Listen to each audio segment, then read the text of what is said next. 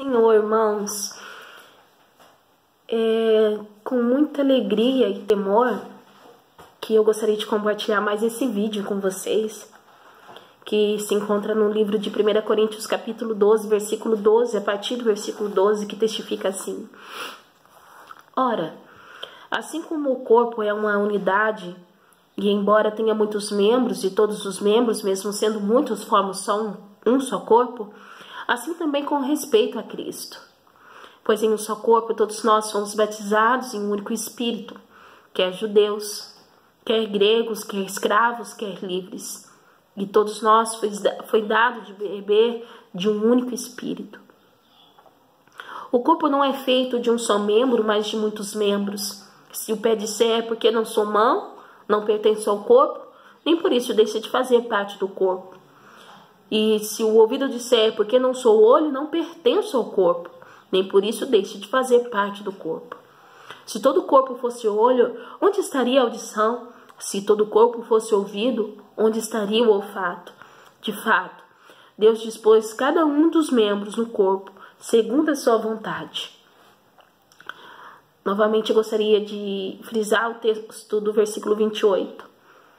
De fato, Deus dispôs cada um dos membros no corpo, segundo a sua vontade. A primeira coisa que nós, como cristãos, precisamos ter a convicção é de que nada foge do controle das mãos do Senhor. Sim, Deus continua no controle de todas as coisas. Quando eu me reporto para as Escrituras Sagradas e o Senhor me leva a mergulhar, a compreender e, mediante a genuína interpretação do Espírito Santo, o livro de 1 Coríntios, o Senhor me leva também a compreender o que estava acontecendo dentro desse contexto na igreja de Corinto. Para nós entendermos um pouco, a igreja de Corinto estava passando por momentos de grandes dificuldades e também de grande corrupção. O corpo estava corrompido da igreja de Corinto. Para compreendermos, alguns dos membros estavam sendo culpados por causa da imoralidade sexual, outros pela embriaguez. Também a igreja estava dividida.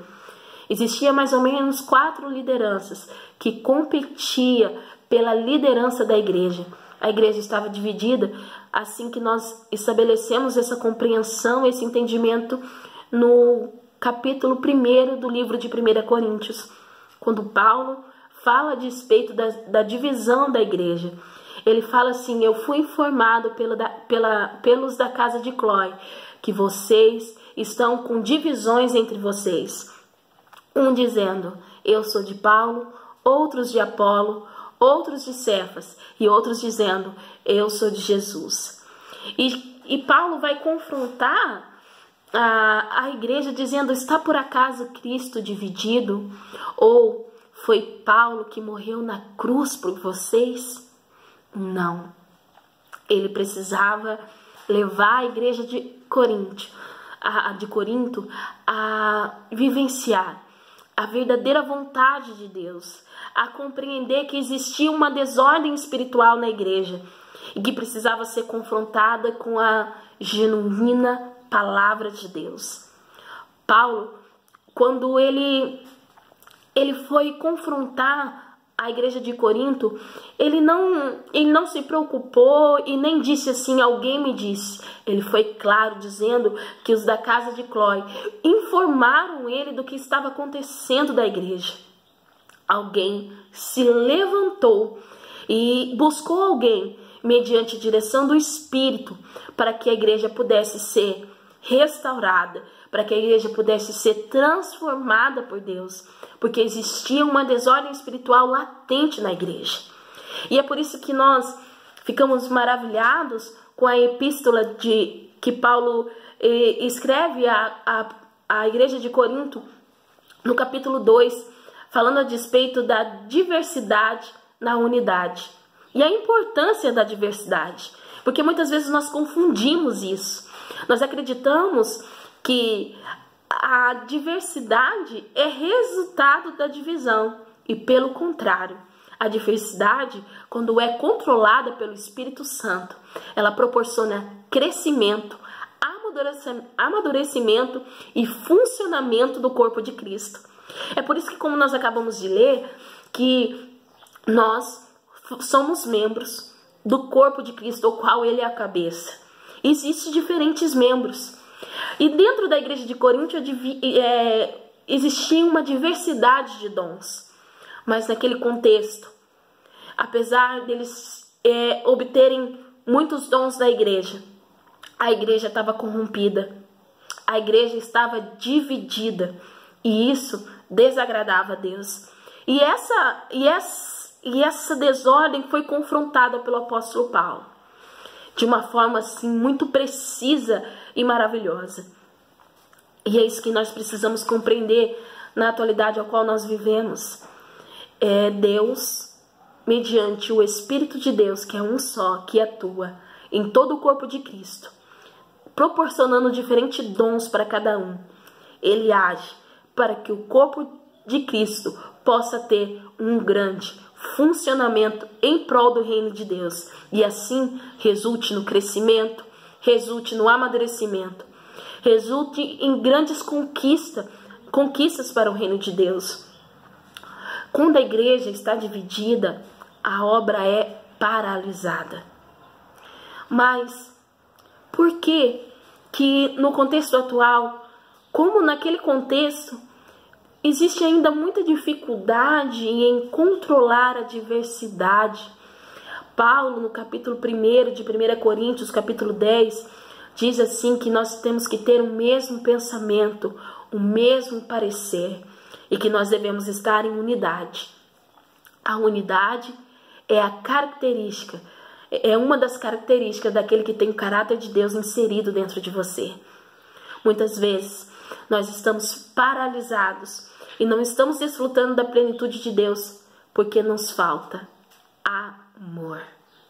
Depois que Paulo estabelece um lindo ensinamento no capítulo 12, ele vai falar de algo essencial que o corpo de Cristo precisa e necessita ter para se mover mediante a vontade de Deus, que é aquilo que está descrito no capítulo 13 de 1 Coríntios. Ele vai falar: não importa se você tiver inúmeros dons, não importa se você doar toda a sua riqueza aos pobres, não importa o que você possa fazer para o reino de Deus, se você não tiver amor em você, isso de nada vai adiantar. E para nós refletirmos, o que nos falta? O que falta para a igreja do século 21? É o amor. A falta de amor faz nós agirmos de acordo com os nossos próprios interesses, buscando os nossos próprios benefícios. A palavra do Senhor em 1 Coríntios testifica que o amor não há de ciúmes, o amor não busca os seus interesses e que o amor não busca fazer aquilo que é benéfico para si mesmo, mas busca o bem do próximo. Muitas igrejas estão perecendo porque existe uma escassez do amor. Muitas igrejas estão divididas porque a diversidade não está sendo controlada pelo Espírito Santo.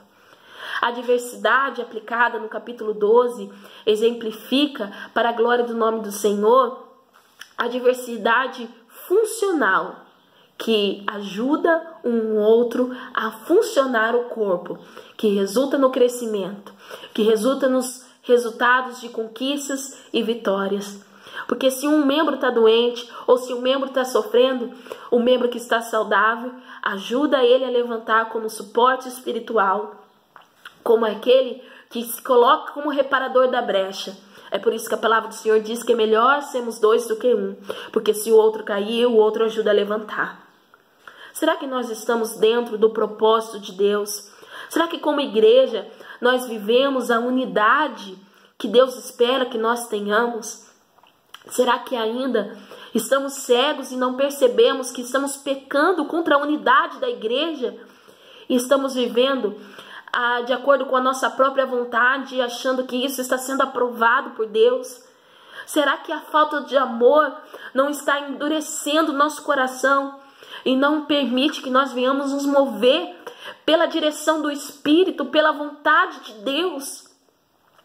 Será que a falta de amor não está fazendo com que nós sejamos presas fáceis para o maligno e nos tornarmos instrumentos dele para proporcionar contenda, divisão, conflito e nos afastarmos dos propósitos de Cristo para a nossa vida como corpo de Cristo e como igreja do Senhor?